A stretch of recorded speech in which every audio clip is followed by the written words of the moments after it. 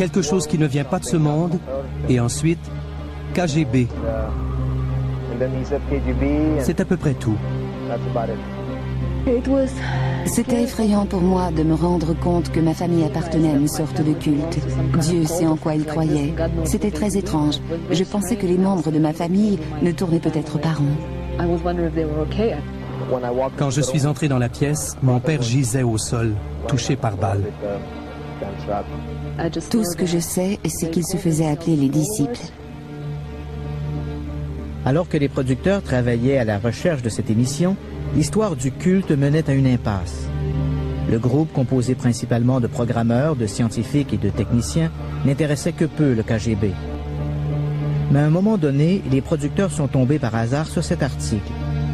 Pour des raisons incompréhensibles, l'histoire d'un autobus rempli de touristes russes qui avait disparu en Égypte en 1985 n'attira que peu l'attention. Toutefois, pendant la phase finale de la production, l'un de nos producteurs sur le terrain est tombé sur l'exclusivité de sa vie. Cela se passa pendant son échange à caméra cachée avec l'ancien courrier diplomatique. That's terrible. Scary. Tulobanka. It's a headquarter of KGB. You've been in there? Yeah. You're ready to pee in your pants. That's terrible. Hey, by the way, when you came out of any of your last trips out of Egypt, did you ever come across a videotape, Egyptian? You're lucky. I have some tape. I saw some pornography, but only the tape. You can have it. Egyptian police give it to me as my gift. Thanks. The business.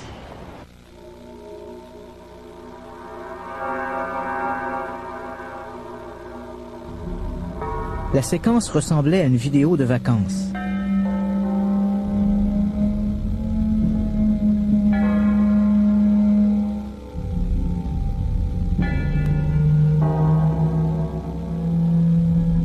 Mais elle éveilla des interrogations chez les producteurs. Que faisait un groupe de touristes en pleine nuit dans un endroit isolé d'Égypte? Que cherchait-il? À un moment donné, la nuit a semblé se transformer en jour.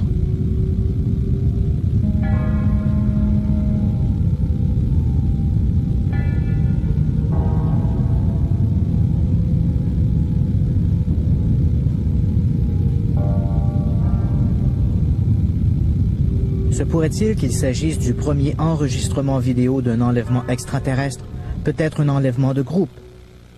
Cet événement pourrait-il être lié à la découverte du tombeau?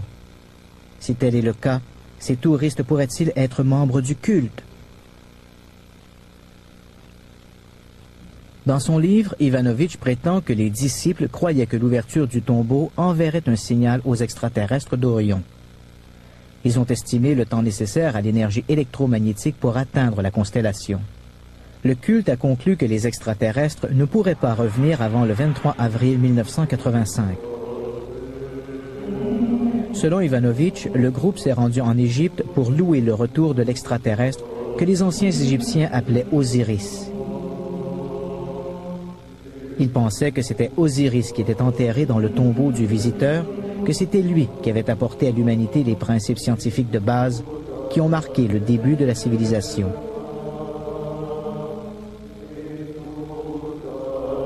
Les disciples croyaient que la seconde arrivée d'Osiris annoncerait le commencement d'un nouvel âge pour l'humanité.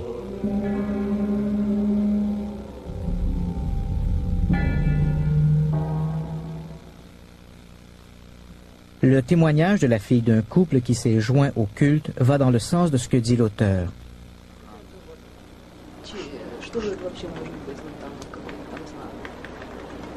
Я думаю, что в этом нет ничего существенного. Please keep on rolling, right?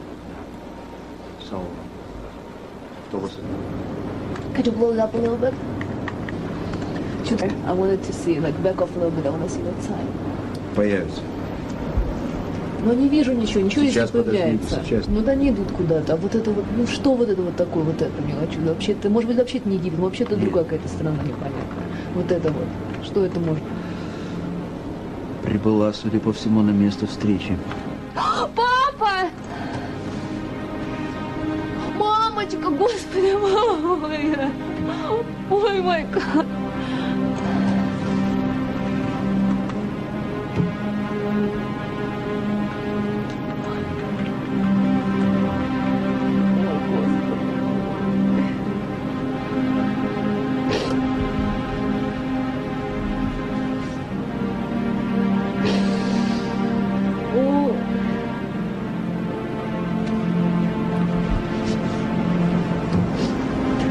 What did you see there?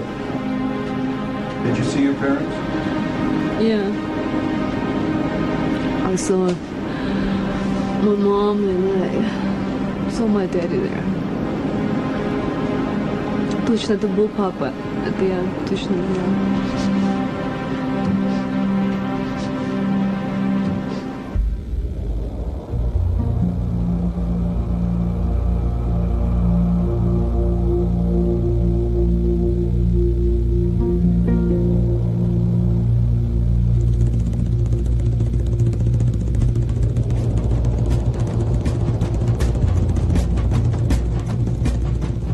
On a dit que pour comprendre l'Égypte, il fallait démêler la vérité du mythe, de la magie et du mysticisme qui sont tissés dans la toile poussiéreuse du temps.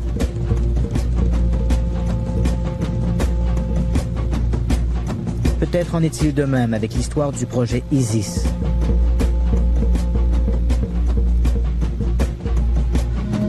Démêlez la théorie de la spéculation et il vous restera la vérité.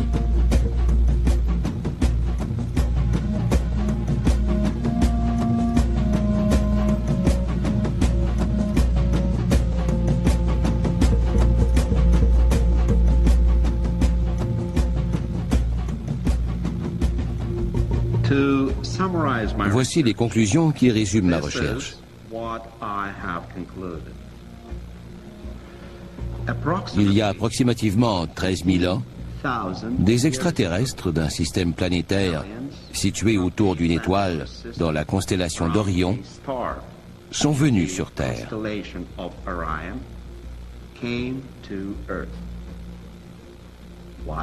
Dans quel but? Il existe diverses possibilités. Il s'agissait peut-être d'explorateurs, comme nous quand nous explorons la Lune et notre propre planète, ou peut-être de volontaires extraterrestres en mission de paix dans une société primitive, ou peut-être encore venaient-ils dans le but de nous coloniser.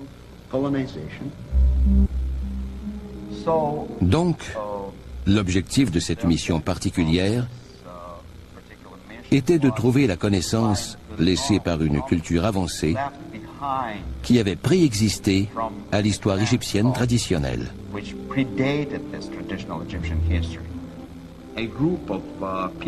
Un groupe de personnes a commencé à se rassembler, d'anciens employés du KGB, surtout des informaticiens et des techniciens.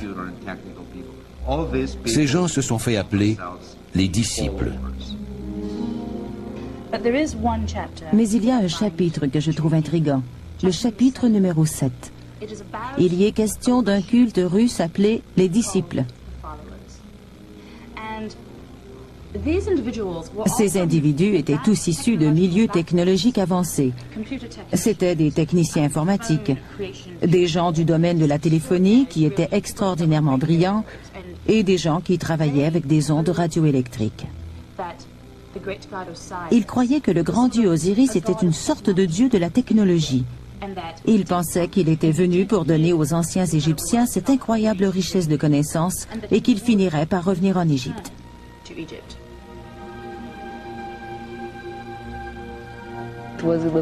C'était un peu effrayant d'approfondir un tel sujet.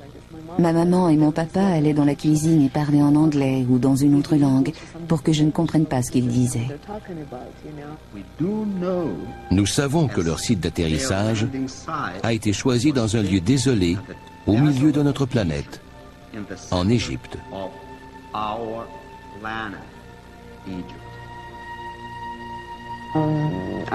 Je rêvais régulièrement de ma famille, d'une lumière qui les pénétrait, d'enlèvement à destination du vaisseau spatial.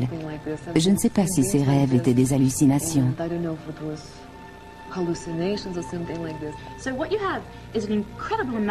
Donc, un nombre incroyable d'esprits brillants a quitté Moscou à la recherche du tombeau du visiteur pour attendre le retour du grand dieu Osiris. Dans le monde physique, ils ne sont pas avec moi. Je crois qu'ils sont perdus. À l'intérieur de moi, une sorte de sixième sens, appelez ça comme vous voudrez, me dit qu'ils sont tout le temps avec moi, d'une façon ou d'une autre. Je crois qu'ils sont quelque part autour de moi, je sens leur présence en permanence. S'ils ont été enlevés, ils sont ailleurs, bel et bien vivants. Je ne crois pas qu'ils sont morts.